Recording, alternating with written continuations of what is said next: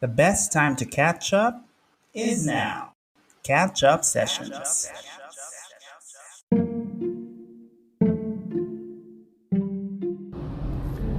This is Catch Up Sessions. If it's your first time to tune in to the podcast, welcome. You're catching me right in the middle of an introspection kind of season. So it's mostly me, myself, and I.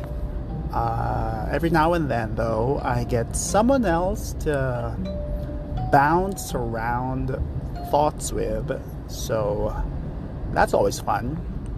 You can check out the previous episodes of the season and the many others in whichever podcast app that you use. For today, I am going to be talking about mentorship. Why? Just because. Also, I'm fresh out of my quarterly one-on-one with one of my mentors in the workplace. Shout out to Virginie. First of all, I would like to say ours is, in terms of scheduling, not the usual, because I'm a spoiled brat. Not a brat, I'm just spoiled. In such that I already have a recurring invite in my calendar from her. Okay, maybe from her executive assistant, one of those, because they get to have that. But it saves me the trouble from scheduling, which I get sometimes could be a big barrier. It's also just a no-brainer that it happens once every 3 months, no fail. Of course, you can move it around as the schedule permits or becomes conflicting with another thing, but you are definite that it's going to happen. So before explaining maybe the first hack I would like to offer, either you want to mentor someone or you would like to be mentored by someone who's a step ahead of you, just freaking block it off the calendar. Recurring invites works wonders. Now on to what is a mentor? And more importantly, why? So in our work context, but of course this applies also in a more personal setting, because I also have that in my spiritual family. A mentor is someone who is there to guide you in areas of your life where I would say a direct coach or boss, again in the work context, might not be able to fill just because of the relationship style that you have. Of course, you know what a boss and a direct report relationship is like. I don't have to over-explain that. But what a mentor offers is basically perspective that is outside of your immediate circumstance, pressures, goals, targets, environment. Because you would want to get someone who's far but not too far, so that this person still understands the context when you explain something to them, something that you're troubled about perhaps, or you're looking for career advice, or even things like, how do I talk to my manager? How do I talk to my team? How do I explain to my direct reports about something that I want to happen? So it's much like a coach too, really. But the difference is this person does not have a direct vested interest. What I mean by that is your success or failure does not impact him or her necessarily, But of course, this person will always be proud of you. And the good thing about that is or a part of you knows that biases that are often inherent will not be there. And let's face it, every well-meaning person in this world will inevitably have biases, whether they admit it or not. They have interests that they need to protect, even though, I know I'm making it sound bad, even though the interests are actually all good, but we'll still have a bit of it which will serve their own and not just yours. So what I'm just trying to do here is to decouple that, to say they're both good and well-meaning. The other one, though, will be the more unbiased opinion of coaching. So as I mentioned, I just got off that session wherein I was basically updating the last couple of months since we last had a chat, and it's good to just have someone who will be happy about something that you're happy about. Same thing, be sad about what you're sad about, but also don't allow you to sulk in that, because oftentimes they will be sharing a different perspective versus what you know or what you've already heard in your line management. And I have been realizing the power of perspectives just one after the other. One thing about that side story is whenever someone gives you news, and I just call it news, not good, not bad, you can always take it one way or the other. I wish I had an example that won't give away my current scenario, but I will just withhold that fact and trust that you know what I mean. Right? Fine. Maybe someone hands you a piece of cake. Yum, yum, yum. I can always take it as, such a nice person for handing me a piece of cake to alleviate my hunger, so I won't be famished, so that I will enjoy the goodness, the thoughtfulness of this person giving me cake. All positive in that perspective. Or I can also take it as, cake.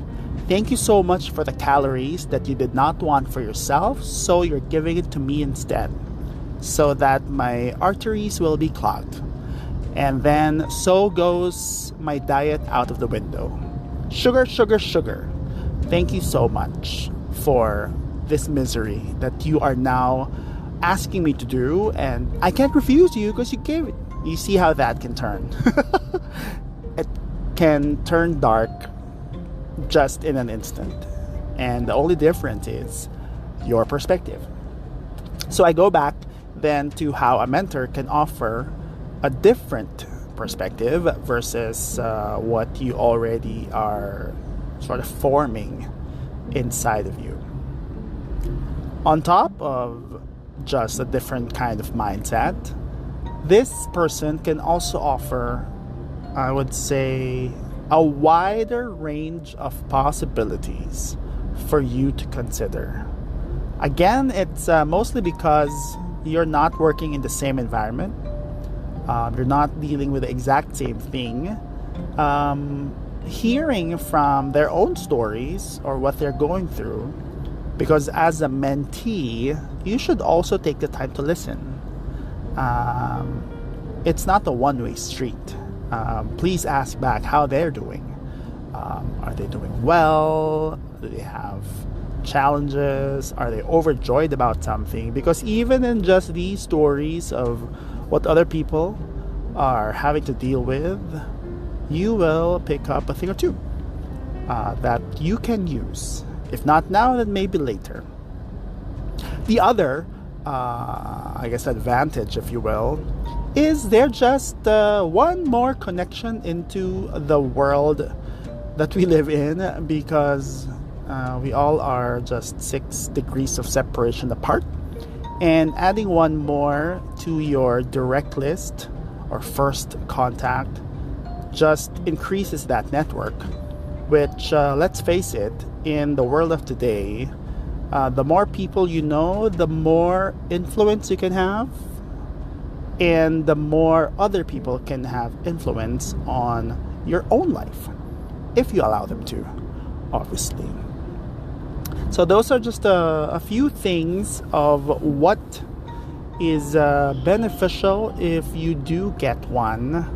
I, for one, have had a whole lot throughout my 15 years almost, and the company I work for. Some notable ones that I recall now. I had one, her name's Lau. Hello. I just had time to chat with her fairly recently. She was HR then. So on top of the usual coaching and guidance, I was also getting information. Not classified or secret information. More just believable perspective on where I stand versus everyone else. Just because it's something that she truly knows deep down, in the work that she does. So she would give me like, oh yeah, you're doing well compared to others. Not that you should compare, but again, that's just another tidbit that I got only from a mentor who also happens to be part of HR. Another example, though, because I don't want it to make it seem like it's all fun and roses, you can also, or it's also possible for you to get the mentor, maybe talk a couple of times, and it fizzles out. That's just life. You both don't have to feel bad about it. It's just that you just both move on from the relationship that you've built. Now, one will probably ask, how do I start that mentor-mentee relationship? You know what? There are many ways to go about it, and I've seen many instances, different ones. What worked for me, at least, is, and the easiest, is if you get in touch with an old boss who then you convert into a mentor, because there's already a relationship established. The most recent one I told you about, it was a cold referral, if you will. My boss then just sent her a note, both of us in copy, and was like, hey, Mark is interested in your work area, do find time to chat. And then it can just roll from there. I've had another one of those referrals wherein we had an initial chat, and that was it. Just because I did not get the recurring invite. No, but also because this guy eventually left the company. But even before that, I think there are just some quote-unquote relationships that won't work, so don't force it to, and some that do. And for those, do make time to cultivate and treasure and honor each other's times, because it's also time spent with each other that you could have spent perhaps mentoring with someone else, or focusing on some other aspect of your life. So that's just also a reminder that when you do choose to be a mentee of someone, the mutual respect has to be there. Yeah. That is it for this session. I was just really elated from that quarterly call. I always do enjoy just catching up and getting new tidbits or fresh perspective from someone I can call my work mentor. As I mentioned, it can also go beyond work. You can have a life mentor or a coach. In my other space, which is the church I belong to, I have a group or a discipleship group leader who I can also sort of walk this life with, and many other options. It's for you to be open to receiving, and then the hope is when you know you have the capacity to also be that person for someone else. Basically, give back, and I will give you back the rest of your time. But if you do want more, we always want more. At Catch Up Sessions is the handle on Instagram, where you can find just a wee bit more info and behind the scenes of my previous sessions. Also, if you happen to be on Facebook, because who isn't, at DJ Mark Laguna, that's DJ space MARK space Laguna, Laguna, where you can find information about this podcast, my hosting gigs, and DJing on the side for more action and surprises, perhaps. I'll catch you in the next session, so be sure to just check back every now and then in whatever podcasting platform you listen to. For now, bye-bye, and always take it easy.